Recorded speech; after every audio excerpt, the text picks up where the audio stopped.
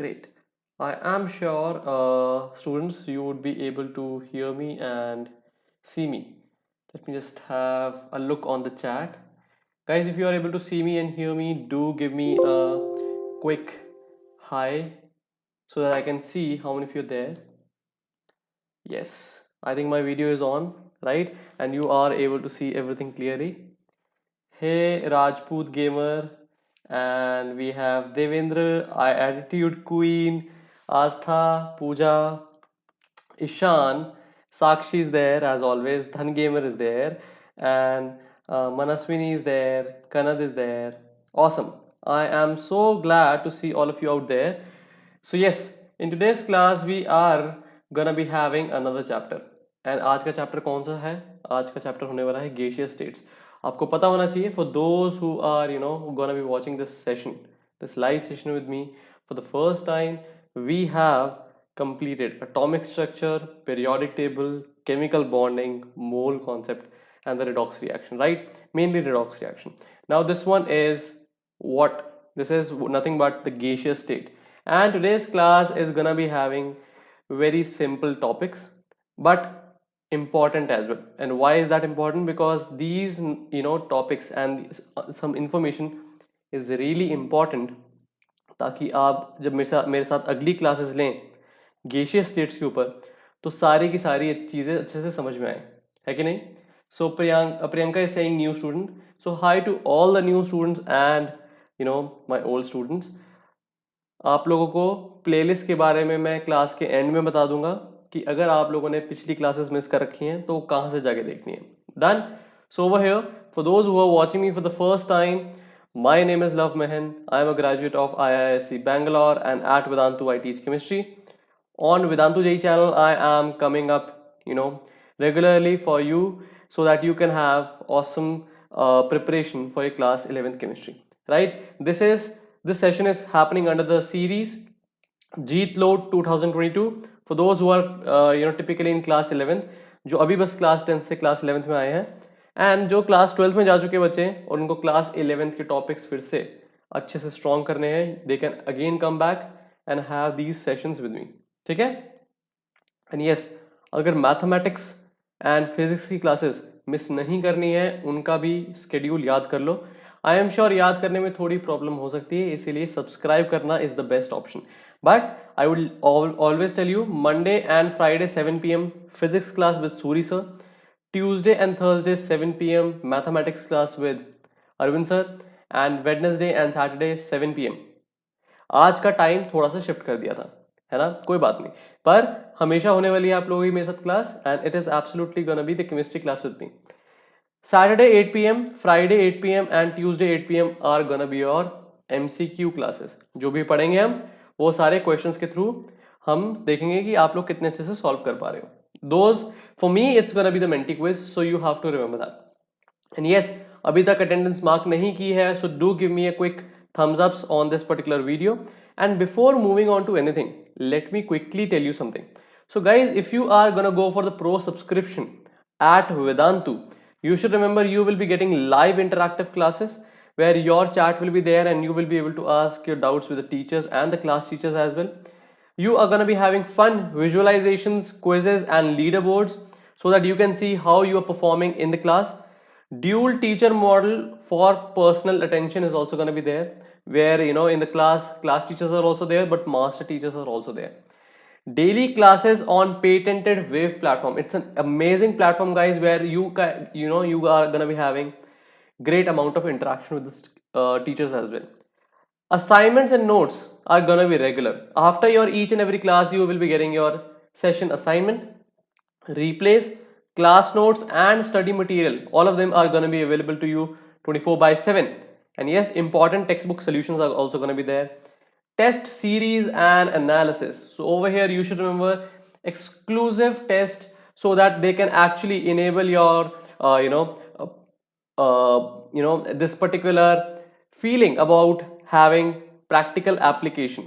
आपको समझ में आए कि आप किस तरीके से समझ चुके हो पूरे के पूरे चैप्टर को और आगे आपने अप्लाई करा है जब टेस्ट के अंदर तो अच्छे से कर पा रहे हो कि नहीं. Yes, so you should remember everything is going to be there for thousands of hours of live teaching, 20 plus teachers with 5 plus years of experience. Tests and assignments are going to be in thousands. So again, you have gonna have the option of in what particular language you would like to have a class, complete English or English for Hindi. So do remember this. And yes, the 12-month package is for almost, it will be actually 2252 per month. And you should remember, you can use the coupon code LMPRO, and you will only have to pay the amount which is 27029 for the rest 1 year. ये price होने वाला है total. You have to proceed to pay, and you will be able to see me out there as well in your classes. So yes, LVPRO is the coupon code that you have to use. LVPRO, not LM. LV is the coupon code. So do remember this for the 1 month of membership. Okay, so subscription अगर 12 months के लिए लेना है, then use LMPRO, and for the over here 5949. So do remember this. Subscribe the channel. ताकि आप लोगों को सारी की सारी इंफॉर्मेशन मिलती रहे. So over here, let's talk about the states of matter, जो आज का टॉपिक है, and states variable as well. So अब मुझे बताओ, क्या कोई ऐसा स्टूडेंट हो सकता है जो कहे यार मुझे states of matters नहीं पता? अगर आप लोगों को states of matter पता है, जो मेनली हम डील करने वाले हैं इस पर्टिकुलर चैप्टर के अंदर, हम उनकी भी बात करेंगे. सबसे बड़ी बात, इस चैप्टर का नाम है gaseous states. So ultimately states of matter को डिस्कस तो कर ही लेंगे, पर सारी की सारी कहानी होने वाली है गैसियस स्टेट्स के बारे में, right? So over here you should remember, solid, liquid and gas is the thing that we are gonna talk about. And state variables भी हमने समझने हैं कि स्टेट वेरिएबल्स का मीनिंग क्या है and why are these state variables important. Yes, so hi to everybody जिन्होंने अभी ज्वाइन किया है. We have Aniruddh, Abhit, Manish, Priyanka, and reasoning is easy, Neeraj, awesome, Ritika, plenty of you have been there. Ritika, don't worry, I think few students are asking about why is Iron Man blocked. Okay, let's see. I know Iron Man, he used to come in the day, everyday classes. I'll ask the team why it has happened. But over here guys, let's get started as we are gonna get into the matter. So what is matter, guys? Can anybody tell me on the chat what is matter? In short words, anything which occupies volume or space, which has some volume or occupies some space and has its own mass, right? That is nothing but matter. Even me, I am made up of matter. Even this pen, even this particular computer, even your mobile phone, and everything which can occupy space and which has some mass. Everything is matter which we can sense and which we can see as well. So you should remember this. It's easy peasy lemon squeezy line, right? So matter can be classified into solid, liquid and gases. Yes or no? Liquid and gases are the ones which has the tendency to flow, but solids does not flow, right? So what could be solid? Solid is just this pen, right? It doesn't flow. It can just roll, though I know that, right? So it cannot flow. But what can flow? The water, if I'm gonna have it in my bottle, right? Or the gas which is present, in this particular room. So can you tell me more examples for solid, liquid and gas? If you're giving me the example for solid, you have to write solid and then the examples, then write liquid, then the examples and gases, then you have to give your examples, right? Great. So I am looking at the screen over here, the chat. Yes. So over here guys, you should remember, achha, by the way, somebody is asking about, Dhan Gamer is asking about plasma and BEC. So you should remember, right now it's not necessary. Whenever it's going to be necessary, I'll bring it over there. ठीक है? यहाँ पे हम वहाँ उस flow में पढ़ने वाले हैं जो फ्लो बहुत इंपॉर्टेंट होने वाला है आप लोगों की प्रिपरेशन के लिए. So don't worry about it. Dhan gamer, is it clear? Yes. So matter, solid, liquid and gas. Solid के अंदर क्या होता है? सॉलिड हार्ड होता है, रिजिड होता है, फिक्स्ड वॉल्यूम होती है, फिक्स्ड शेप होती है ना? क्या मैं कह सकता हूं सॉलिड के अंदर जो पार्टिकल्स होते हैं या मॉलिक्यूल्स होते हैं, एटम्स होते हैं, they are really close to each other, है कि नहीं? In the case of liquid, the molecules or the particles are a bit far from each other, and in the case of gas, these molecules or atoms are much more far from each other. तो solid में ऐसा क्या है कि ये बहुत पास है एक दूसरे के, अट्रैक्शन या फिर कुछ इंटरेक्शन है। लिक्विड के अंदर वो इंटरेक्शन थोड़ी सी वीकर हो गई क्योंकि थोड़ा स्पेस बढ़ गया है मॉलिक्यूल्स के बीच में, एंड गैसेस के बीच में स्पेस थोड़ा और बढ़ गया है, राइट। सो इसी को क्लियरली समझने के लिए we are actually gonna dive into few intermolecular forces, ठीक है। So let's learn about the intermolecular forces. Over here, these are the forces of attraction existing among the molecules at of a substance, gaseous, liquid or solids, and these are known as intermolecular forces. How many of you remember this? I'm sure when you used to go to school these days, I'm sure 90% of you might not be going to the school. But even when I used to go to school, there used to be inter-house competitions. All the students in the school were divided into few houses, right?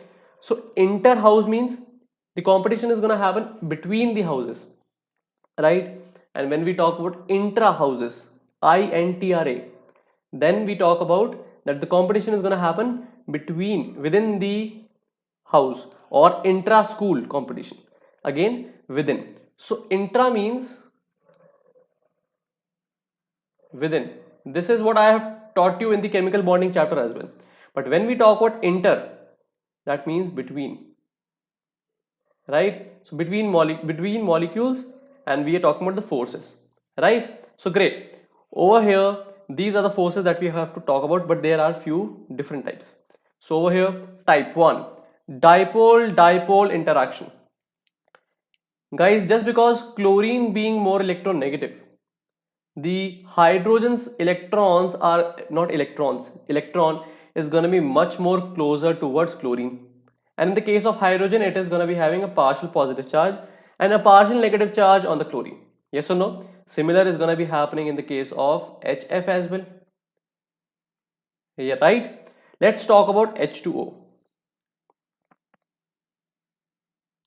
Partial negative, partial positive, and partial positive. Guys, do you remember I taught you this in the chemical bonding chapter as well? H2S is a gas or liquid? You have to tell me. H2S is a gas or liquid? I am waiting for your answers, guys, on the chat. Do let me know. And on the other side, H2O we all know is a liquid. The reason I'm asking this question is because I know H2S is a heavier molecule than H2O. Right, H2O is a gas at room temperature, but H2O is a liquid. Why is it happening? Because you should remember dipole-dipole interaction, or I would say hydrogen bonding is better. Hydrogen bonding is a special case for dipole-dipole interaction, right? So on this particular note, you should remember H2O is having stronger intermolecular force and H2S is having weaker. So do remember this. Now, what exactly happens? Let's say HCl is there, partial positive and partial negative. And whenever there is going to be another HCl, partial negative and partial positive, what is going to happen? Unlike charges attract each other, there is going to be some type of interaction, attraction between partial negative and the partial positive signs. This is known as the dipole-dipole interaction. Is this clear? If yes, you have to give me some smileys on the chat. Okay? Now let's move on to the next one. So over here we have to talk about ion. Let's think of an ion. Whenever you think of an ion, which example should I take? You have to tell me one ion. Let's see सबसे ज़्यादा किस ion का नाम आता है chat पे. Do let me know. Which ion should I take? I'm looking at the chat.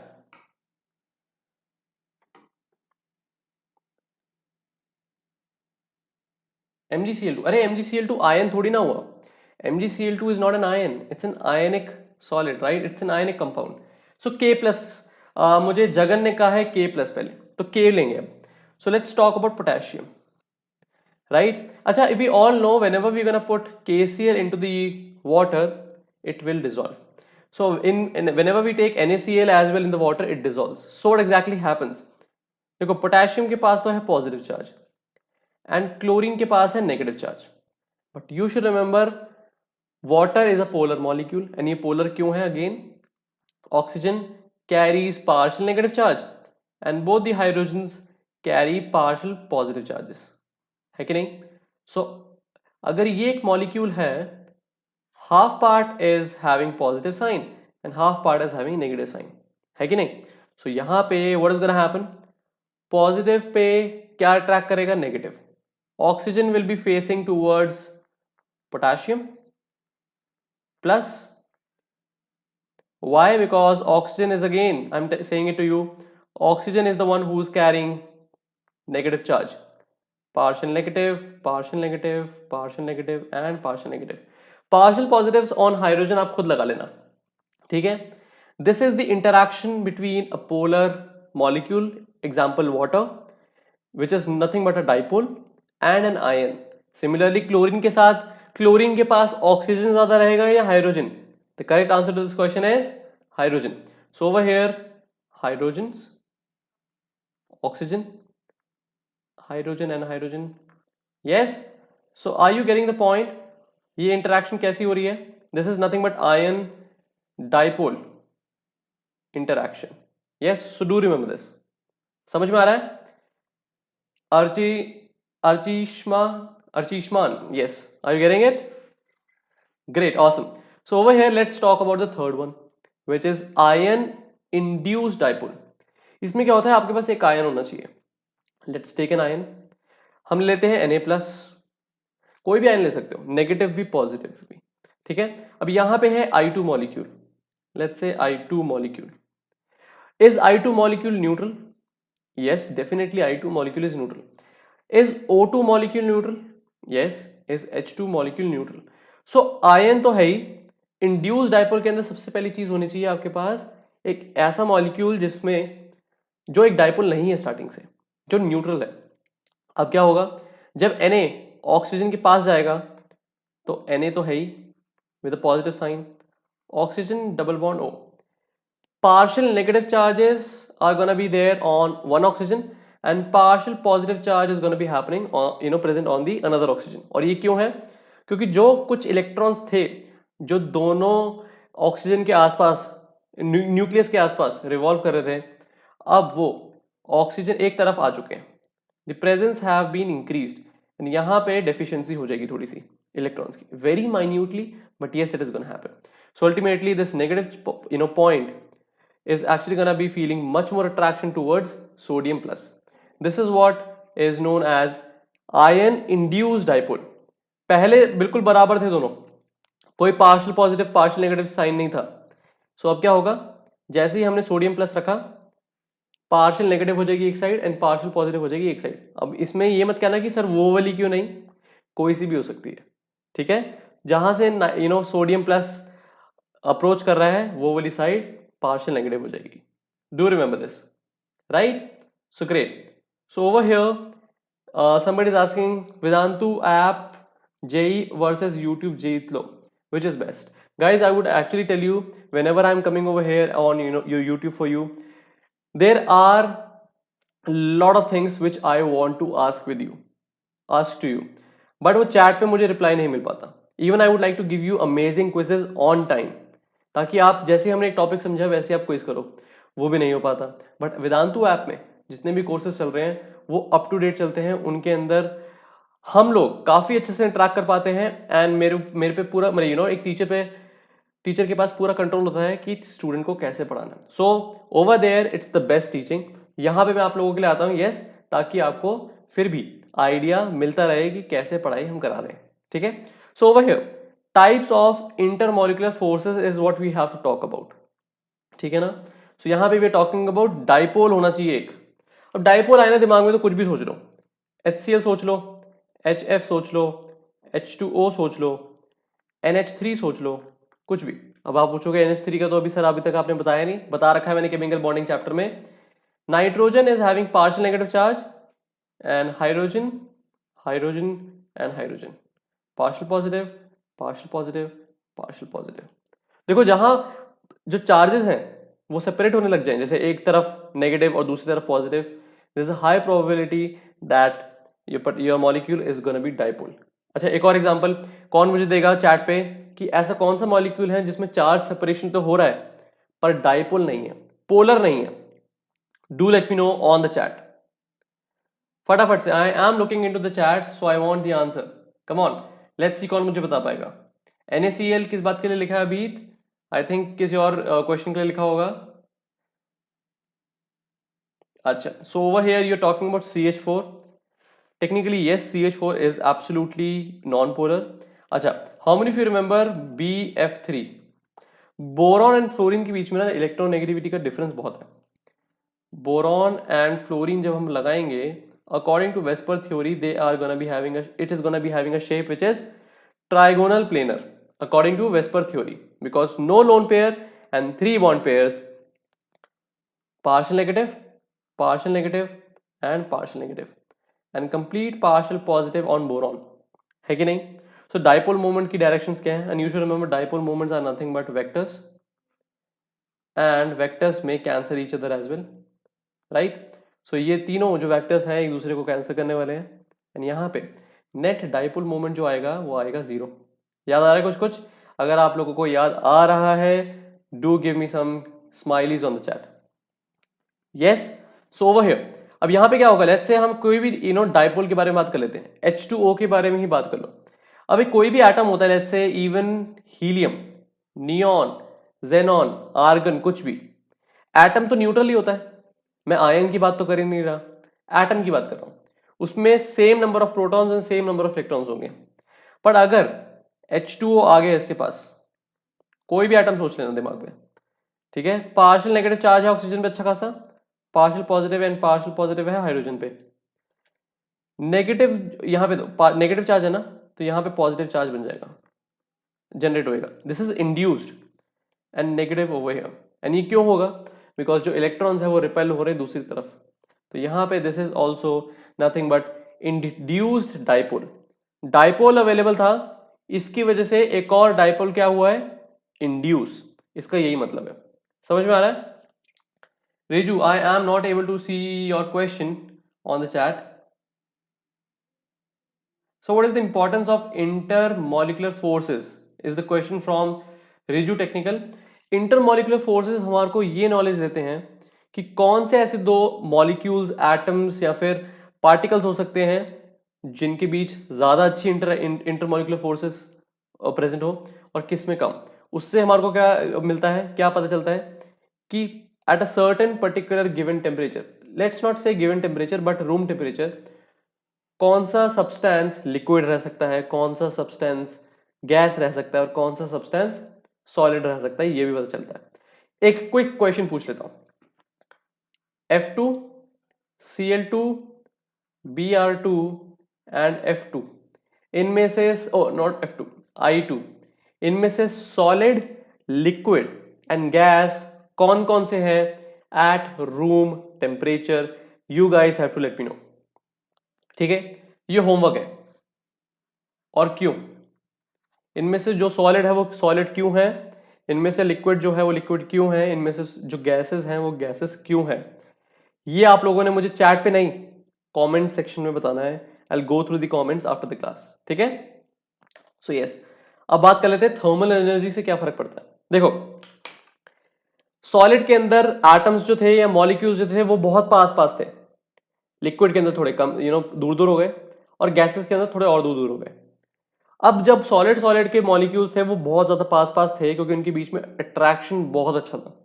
जब वो पास आ रहे थे उनके बीच की एनर्जी थी वो बहुत कम थी, तो वो स्टेबल थे ऐसे। पर अगर मेरे को इसको डीस्टेबलाइज करना है तो मुझे क्या करना होगा, मुझे और एनर्जी प्रोवाइड करनी पड़ेगी, because we all know stability is inversely proportional to energy, है कि नहीं? सो अगर ये दोनों भी बहुत पास पास थे और मुझे इसको डीस्टेबल करना है, सॉलिड को लिक्विड में बनाना है, तो मुझे थर्मल एनर्जी देनी होगी। थर्मल एनर्जी से इन दोनों के बीच जो एनर्जी है वो बढ़ेगी, थोड़े डीस्टेबलाइज होंगे, थोड़े दूर दूर हो जाएंगे, दूर दूर होने की वजह से लिक्विड बन गए, right? So again intermolecular forces के बारे में अगर आपको नहीं पता होगा तो थर्मल एनर्जी किस स्टेट से किस स्टेट पे पहुंचाएगी किसी भी पर्टिकुलर सब्सटेंस को, फिर वो नहीं समझ में आएगा, है ना? सो अगेन, और अगर मुझे लिक्विड को गैस में कन्वर्ट करना है तो अगेन मुझे थर्मल एनर्जी देनी है ताकि एनर्जी बने और लिक्विड जो है वो डीस्टेबलाइज हो और वो गैसेस के अंदर आ जाए, एज सिंपल एज दैट, है ना। और जब हम कूल करते हैं किसी भी सिस्टम को, then we are extracting the heat out of it. और अगर मैंने किसी सिस्टम से हीट को एक्सट्रैक्ट कर लिया है, किसी भी सब्सटेंस के अंदर से हीट को निकाल दिया है, एनर्जी को निकाल दिया है, that means I am lowering the energy. और इस केस में मॉलिक्यूल्स ज्यादा फील हैप्पी करेंगे, फील, एंड वो ज्यादा पास आ जाएंगे, एज सिंपल एज दैट, है कि नहीं। So yes, over here intermolecular forces versus thermal energy. So whenever we are gonna provide, whenever we are gonna be talking about predominance of intermolecular forces, if the intermolecular forces increases, gas will turn into liquid, which is known as condensation. Liquid will may turn into solid, which is known as freezing, है ना। so ये तो terms याद होंगी आप लोगों को। and in the next case we are talking about from solid to liquid, it will go whenever we may provide heat, and this process is known as melting, and from liquid to gas this process is known as vaporization. So you have to remember all of these terms, बिल्कुल अच्छे से याद होनी चाहिए। और वो क्यों हो रही हैं यहाँ पे इस केस में, it is because of predominance of thermal energy is what you have to remember. Guys, gas से सॉलिड से गैस पे जाने के लिए क्या कहते हैं, do let me know in the chat section. From direct solid to gas it is known as, let's see, और एक एग्जांपल भी देना आप लोगों ने मुझे कि कौन सा सब्सटेंस ये दिखाता है आपको फिनोमिना, ठीक है। So yes, state of a gas, या फिर अगर हम बात करें स्टेट वेरिएबल, इसके बाद आने वाले जो, पर उससे पहले हमें समझना है स्टेट ऑफ गैस क्या होता है। It means the physical condition of the system. देखो, अब अगर मैं आपसे पूछूं, या अगर आपके कोई घर पे मेहमान आते हैं, they actually ask you to give them a glass of water, और आप उनको पानी देने जाते हो, फ्रिज में देखते हो दो बॉटल्स होती हैं, दोनों की स्टेट डिफरेंट हो सकती है बॉटल की, ये आपको कैसे पता चलेगा? कौन सा पानी ठंडा है और कौन सा पानी गर्म है, ये आपको कैसे पता चलेगा? आप उसको टच करोगे, आप सेंस करोगे, एक थोड़ा कम ठंडा होगा, एक हो सकता है थोड़ा ज्यादा ठंडा हो, राइट। तो आपने वो मेजर क्यों किया, आपने वो सेंस करके एक आइडिया क्यों लिया? क्योंकि आपको जानना था कि जो पर्टिकुलर आपके पास वाटर पड़ा है बॉटल में, उसकी स्टेट क्या है, is it more cool, is it less cool, है ना। So state of a gas means the physical condition of the system. तो अभी तो आपको पता है स्टेट जैसे कि सॉलिड हो सकती है, लिक्विड हो सकती है, बट गैस हो सकती है। बट जब हम स्टेट वेरिएबल के बारे में बात करेंगे, you should remember these are three: pressure, volume और टेम्परेचर। जो सबसे ज्यादा कॉमनली हम यूज करते हैं वो होती है टेम्परेचर, राइट। उसके बाद वॉल्यूम भी देखी जाती है काफी जगह। लेट्स से एक बॉटल है जिसमें जो 2 लीटर्स की है, और एक बॉटल है जो 1 लीटर की है, दोनों पूरी पूरी भरी हुई हैं, तो वॉल्यूम हम कभी कभी आंखों से ही सेंस कर लेते हैं। सो वो हमारे को बताता है कि ये वाला जो स्टेट है ना, पर्टिकुलर बॉटल में जो पानी पड़ा है वो ज्यादा है। So it actually gives us more information about the state of particular substance, right. Pressure, अब प्रेशर कहां कहां आप लोग चेक करते हो? Let's say you have 2 bottles, एक वाटर बॉटल है, ठीक है, which let's say is made up of plastic, and आपके पास एक अनओपन्ड कोका कोला की बॉटल है। So let's say if you now try to press both of them, सो कौन सी बॉटल ज्यादा प्रेस होगी? The water bottle is gonna be pressed easily, और the Coca Cola bottle? Do let me know. Thank you so much, Preetham. So I am sure you guys are gonna say that yes, the Coca-Cola bottle is gonna be, hard to press, right? तो हमारे को उससे क्या पता चलता है कि अंदर जो सिस्टम का प्रेशर है वो बहुत ज्यादा है, right. So ultimately day to day life में हम ये तीन चीजों से बहुत अच्छे तरीके से इंटरेक्ट करते हैं, प्रेशर, वॉल्यूम एंड टेम्परेचर से, और पता लगाते हैं information about the state of a particular gas, liquid, anything, right. So ये तीन चीजें हमारे को बहुत समझनी जरूरी है। अब जब हम प्रेशर की बात करें और एक बॉटल को हम प्रेस करके पर दबाने की कोशिश करते हैं, कंप्रेस करने की कोशिश करते हैं, अगर वो ना हो पाए तो उससे हमारे को क्या पता चलता है? उससे हमारे को पता चलता है कि जो इंटरनल प्रेशर है वो थोड़ा ज्यादा है। और वो इंटरनल प्रेशर किसकी वजह से होता है? कोका कोला की बॉटल में it is mainly because of the CO2 present, right, the gas. So force is exerted on the walls अगर ये एक बॉटल है और यहां इसके इस बॉटल के अंदर गैसियस मॉलिक्यूल्स हैं, these gaseous molecules are gonna be exerting force on the wall of the container and इसकी वजह से बनता है प्रेशर, बिकॉज प्रेशर का फॉर्मूला क्या होता है? Pressure is nothing but force upon area, है ना? So you do remember this. अगर मैं इसी बॉटल को जो जिसके अंदर let's say 1 litre gas available थी, इसी बॉटल को मैं बड़ी बॉटल बना दूं, या इस 1 लीटर गैस को मैं 2 लीटर ऑफ बॉटल में डाल दूं, तो क्या प्रेशर इंक्रीज होगा या डिक्रीज होगा? I am sure you would agree that the pressure is gonna decrease. अगर मैंने 1 लीटर ऑफ गैस को 1 लीटर की बॉटल से हटा के 2 लीटर्स में डाल दिया बॉटल में, तो प्रेशर डेफिनेटली डिक्रीज होने वाला है, राइट? बिकॉज अल्टीमेटली जो 2 लीटर्स की बॉटल थी उसका सरफेस एरिया 1 लीटर की बॉटल से ज्यादा ही होगा, तो सरफेस एरिया बढ़ा दिया, एरिया बढ़ाओगे तो प्रेशर तो कम होगा ही। ये सारी चीजें बहुत बेसिक है वैसे, है ना? But you should remember this. So we are talking about a force is exerted on the wall of the container due to the collisions of the atoms or molecules. This force averaged per unit area is known as pressure. And how do we quantify pressure? We have barometers, we have manometers, we have pressure gauge, right? So there are a lot of equipments which we can use to actually analyze how much is the pressure.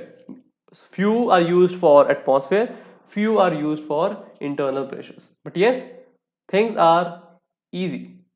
So next is the volume. अब volume से ज्यादा easy क्या हो सकता है? I am sure enough, if you are having a 500 ml, let's not say 500 ml, let's say the 600 ml, the Coca-Cola bottle, right? PET bottle is there in front of you, and एक 2 liters की bottle आप लोगों के सामने है। Difference समझ पाते हो ना? Yes, I am sure everybody can. So this is where volume is nothing, how big is your container could be. In case of rigid container, the volume of a gas is same as the volume of the container. और ये rigid container की बात क्यों की है? अगर हम एक ऐसे कंटेनर की बात करें जो rigid नहीं है, can you give me an example of a container which is not rigid? Container का मतलब हमेशा डब्बा नहीं होता, ठीक है, जिसमें आप लोग नमकीन रखते हो।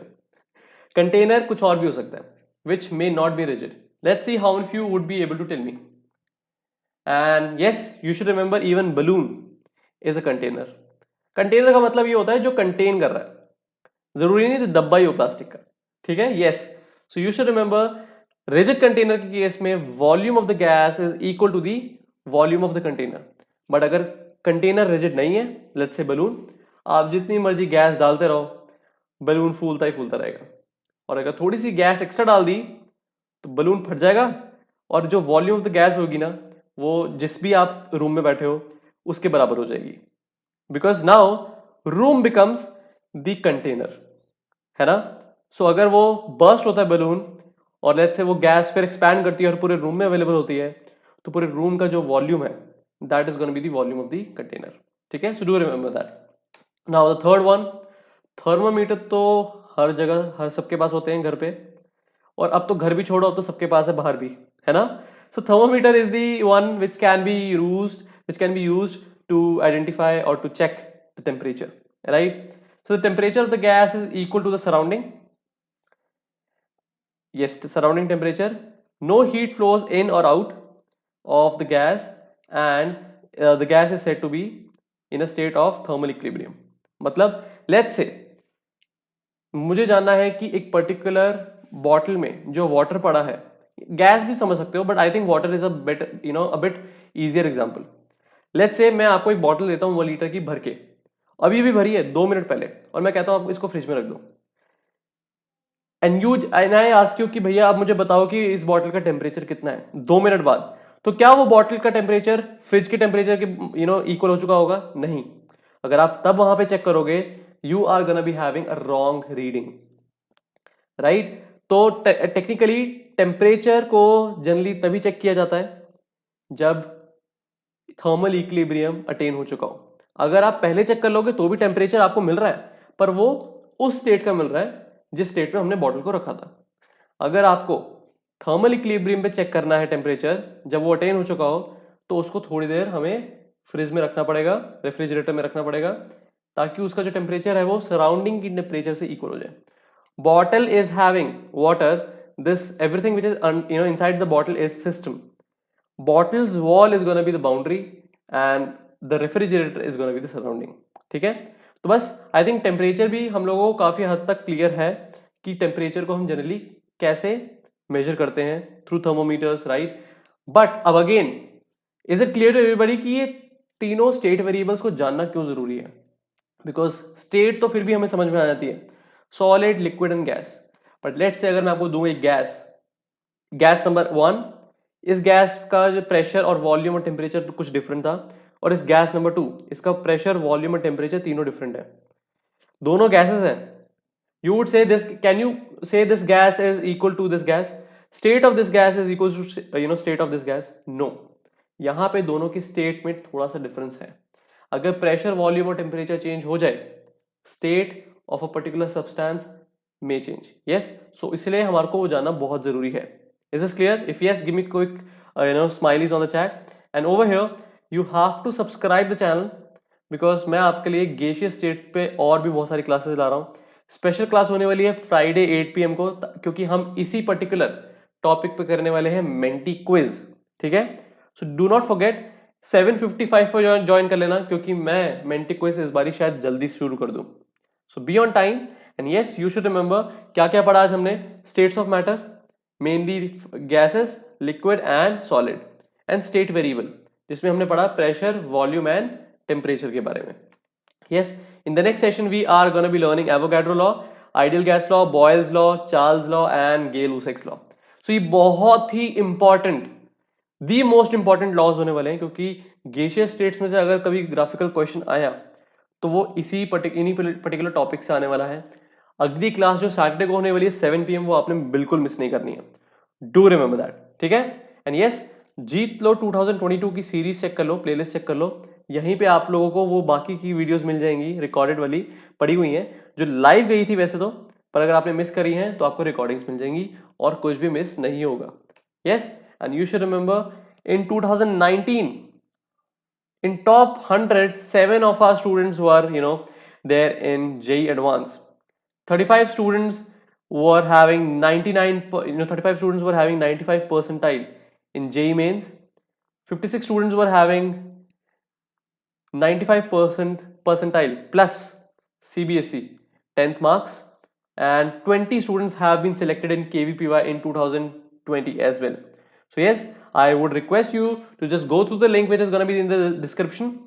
Yes, so live interactive classes are going to be there, assignments and notes are going to be there 24/7, and test series and analysis is going to happen every week. So you should be free of tension, because over here when you are going to be there at with us on this pro subscription, everything is going to be sorted. We have your back and we will make sure that you are trained to crack JEE Mains and Advanced really well. So over here you are going to have thousands of hours of live teaching. 20 plus teachers are going to be taking your classes from top IITs and IISc. Thousands of questions are going to be there. You have an option to choose the mode of learning over there, English or Hindi. And yes, continuous review of your area of improvement is going to be there, and cover all your need with micro courses and crash courses, which are also going to be open for you all. So yes, do remember, for 12 months you only have to pay the price, which is going to be 27029. And yes, you should be downloading the Telegram app and you should be joining the Vedantu JEE channel so that you shouldn't miss out any updates. Okay? And yes, we are absolutely gonna meet again, and therefore I am sure you are gonna go through the previous classes as well, ताकि आगे की जितनी भी classes आने वाली हैं वो सारी की सारी बैंग ऑन हो, सारी की सारी क्लासेस में आपको सारे कॉन्सेप्ट समझ में आए, क्योंकि अल्टीमेटली मैं आप लोगों का इस चैनल पे पूरा का पूरा सिलेबस खत्म कराने वाला हूँ क्लास 11th का. थोड़े और महीने लगेंगे पर कंप्लीट हो जाएगा. ठीक है. So till then, all the best, take care and stay safe. Bye to all of you guys. Bye Sakshi, bye Sanjay, Priyanka, Anirudh, Manuj, and we have George, Satyam. Bye bye to everybody.